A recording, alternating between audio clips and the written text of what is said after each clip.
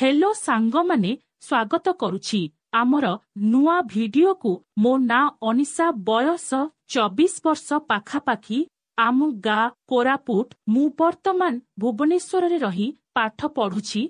मो figure size 34, 32, 36 आउ मु गा को आसिले आम गा पिला मते देखि पूरा लाड़ी जांती। मु जेतेबेले पोखरी को बाधेई जाई थाए आम गार पिला माने लुचि लुचि मते देखि थांती। मु किछि जानि न थाए सेमिति ड्रेस खोली गामुछा पिंधी गाधेई थाए आउ मो गोरा गोरा जंघ सबु देखा जाउ थाए। मोर भी मन हेउथाए मोबाइल देखि आंगुठी पूरेई खाली शांति होइथाए आउ मोते पटेइथिबा प्रेमिक से मुखी मारी तार मुसळ किळारू सबु रस को सारी देइछि आउ मो प्रेमिक मोते करिबा पई तार आउ स्टामिना नाही। एमितिरे मो सांग माने मोते बहुत कथा कही पूरा गरम करि दियंती। मो सांग मानंक कथा सुनी मोर मध्य गेहिबा पई मन हेउथाए किंतु मो प्रेमिकर पैसा लोभरे मु ता सहित रहिछि। किंतु मु ता सहित रहिबा पई जमारू भी मन नाई। मु बाध्य होई रहुछि। जाहा हेउछि हेउ सांग माने तमे जदि मोते करिबा पई मन करूछ तेबे कमेंट रे कुह मु मो एड्रेस देई देबी। 2 वर्ष तळर कथा सेदिन थिला मो मामू झियर बाहाघर। से मोते बहुत आसीबा पई बहुत दिनरू कहिबारू मु बाध्य होई जाइथिली। बाहाघर दिन बहुत धूमधाम रे बाहाघर हेला आउ मजा मस्ती करी सबु आमे भुजी खाइलु। एमिति भलरे बाहाघरटी होई गला। सेही समय रे बहुत गरम हेउथाए। मु राती अनिद्रा होई तापर दिन संध्यारे जल्दी सोई पड़िली। राती प्राय गोटाए होईछि मो निद भांगी गला। मु परिस्रा जिबा पई मोबाइल लाइट जळेई बाहर को पळेई आसिली। बाहर बारंडारे सुलसुल पवन बहुथाए आउ बहुत शांति लागुथाए। बारंडा को लागी आउ गोटे मेला घर थिला। सेठारे जाई सोई पड़िबी बोली भाबिली आउ सेही रूम को गली। सेही रूम को पशुपशु जाहा देखिली सेईटा देखी मो देह सीतेई उठिला आउ देहरे सिहरण खेलीगला बोली लागिला। सेईठी देखिली जे से हेउछंती रानूर बर। देहरे कपड़ा खंडिए नाई आउ तांकर मुसळ बांड छिड़ा होई पवन धारारे धीरे धीरे दोहलु थाए। मु देखी पूरा चमकी पड़िली। पूरा लंबा आउ मोटा होई ठिया होई रहिछि। मोबाइल रे जेमिति देखिथिली ठीक सेमिति पूरा होईछि। सांगे सांगे मु मोर मोबाइल लाइट को बंद करिदेली काले किए उठी पड़िबो बोली। तापरे मु सेठारे किछि समय बसी रहिली आउ अनुमान करुथिली से सोईछंती ना कोन बोली। आम हॉस्टेल रे खाली खराब भिडियो देखी मुळा गजर रे काम चळेई देउथिलो। सेइठी बसी मु एमिति भाबी भाबी तांको बांड को देखुथाए आउ किछि समय सेठारे बसी देखिली जे जीजू पूरा भोर निद्रारे सोई पड़िछंती। तापरे मु कबाट को भीतरु पटु बंद करिदेली। एबे आमे दुहे सेही रूम भितरे अछु। किबांडलो मा ऊपर पट्टा पूरा गोलापी रंगर होई कढ़ परी देखा जाउछि आउ दुई पटरे कला कला बाल मेचाए होईछि। मु देखि मो देह पूरा सीतेई उठुथिला। प्रथम थर एपरी सतरे मुसळ किळाकू देखि मो मनरे खाली उत्तेजित होई जाउथाए आउ मु संभाली न पारी जीजुंकर सेई भुंडी को देखि मोर निज गुंफा को सालुबालु करिबाकू लागिली आउ मो दूध को चिपी पूरा टाइट करिदेली। मु जानी जानी मो हाथ को नेई तांकर मुसळ किळारे बजेई देउथिली। से किंतु खुसुरु मुसुरु होई पुणी सोई पड़ुथिले। मु मध्य जानी सुनी सोईबा बाहानरे तांकु जाबुडी धरी गोटिए गोड़ को जंघ संधिरे आउ हाथ को छातीरे रखिली। तापरे मो हाथ को नेई तांकर मुसळ बांड को धरी पकेइली आउ मो देहर उत्तेजित बहुत जोर रे बढ़िबाकू लागिला। सेतिकी बेले तांकर से मुसळ किळा पूरा गरम होई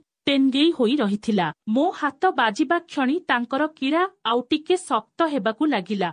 यौवन बयसरे मोर मध्य गिहणा खाइबा पई मन किंतु आजी जेमिति हेले पेला टिके खाइबी बोली भाबिली आउ तांकर मुसळ नरम नरम किळा को धरी धीरे धीरे ऊपर तळ करी आउसुथाए आउ मु जेतिकी आउसुथाए सेईटा सेतिकी अधिक टाणुआ हेउथाए आउ मो नरम हाथ को तळ ऊपर करिबाकू बहुत मजा लागुथाए। एपरी मजा मु जीवन सारा केबे भी करी नथिली आउ प्रथम थर एपरी करिबारू मते बहुत आनंद अनुभव हेउथाए। अंधार रातिरे किछि भी देखा जाउ न थाए। मु तापरे पूरा उत्तेजित होई ତାଙ୍କ ଉପରକୁ ଚଢ଼ି ଯାଇ ଚିମା ଦେବାକୁ ଲାଗିଲି। ତାପରେ ସେ ଉଠି ପଡ଼ିଲେ ଆଉ ମୋତେ ମଧ୍ୟ ଜାବୁଡ଼ି ଧରିଲେ ଆଉ କହିଲେ, କିଏ ତମେ? ମୁଁ ମୋ ହାତକୁ ନେଇ ତାଙ୍କ ପାଟିରେ ରଖି ଚୁପ ରହିବାକୁ ଇସରା ଦେଲି। ତାପରେ ସେ ଚୁପ ରହି ମୋ ଉଠକୁ ଚୁଚୁମି ଚାଲିଲେ।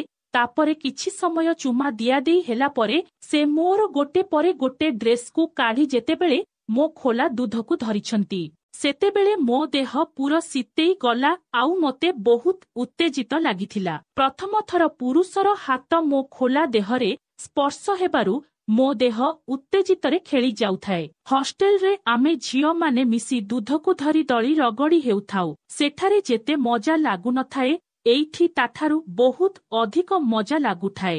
ଜିଜୁଙ୍କର କୋଳରେ ବସି ଦୁଧ ଚିପାର ମଜା ମୋତେ ପୁରା ସ୍ୱର୍ଗ ସୁଖ ଦେଲା ଭଳି ଲାଗୁଥାଏ।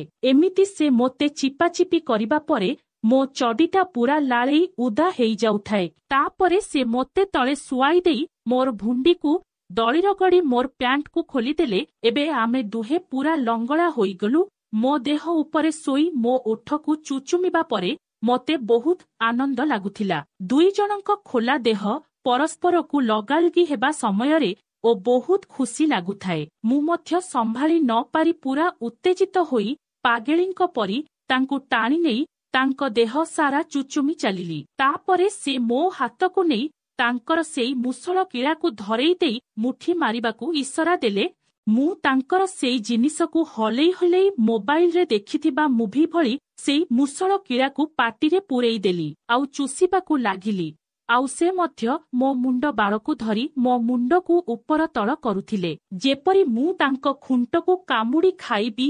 ତାପରେ ସେ ଏମିତି କରିବା ପରେ ସେ ମୋର ବାଳୁଆ ଗୁମ୍ଫାରେ ହାତ ସଲସଲ କରିଲେ ଯେ ମୁଁ ଆଉ ସମ୍ଭାଳି ପାରିଲି ନାହିଁ ଆଉ ତାଙ୍କ ଦଣ୍ଡାକୁ ଧରି ମୋ ଗୁମ୍ଫାରେ ରଖି ଜାକି ହେଲି। ହେଲେ ପ୍ରଥମ ଥର ଏହା ଥିବାରୁ ସେଇଟା ଭିତରକୁ ପଶୁ ନଥାଏ, ମୋ ଗୁମ୍ଫାରୁ ବାହାରୁଥିବା ପାଣିରେ ପିଚକି ପଡୁଥାଏ। ତାପରେ ସେ ମୋତେ ତଳେ ଶୁଆଇ ମୋ ଦୁଇ ଟାଙ୍କକୁ ମେଲାଇ ମୋ ଉପରେ ଶୋଇପଡ଼ିଲେ ଆଉ ତାଙ୍କ ଦଣ୍ଡାକୁ ମୋ ଗୁମ୍ଫାରେ ପୂରେଇବାକୁ ଚେଷ୍ଟା କରିଲେ। କିଛି ସମୟ ଚେଷ୍ଟା କରିବା ପରେ ଗବ୍କି ତାଙ୍କ ଦଣ୍ଡାଟି ମୋ ଗୁମ୍ଫାରେ ସଲସଲ ହୋଇ ପଶିଗଲା। ମୁଁ ଉତ୍ତେଜିତ ହୋଇ କଷ୍ଟକୁ ସମ୍ଭାଳି ଓହାଓହା ହେଉଥାଏ। ସେ ଯେ ମୋତେ ଜାବୁଡ଼ି ଧରି ମୋତେ ଚୁମା ଦେଇ ଦେଇ ଭୁଣ୍ଡିକୁ ରଗଡ଼ି ଦଳି ଦଣ୍ଡାକୁ ଭିତର ବାହାର କରିଥିଲେ। ଏତେ ବଡ଼ କିଳାଟା ମୋ ଗୁମ୍ଫା ଭିତରେ ପଶିଥିବାରୁ ମୋ ଗୁମ୍ଫା ଜାବୁଡ଼ି ଧରି ରହିଥାଏ।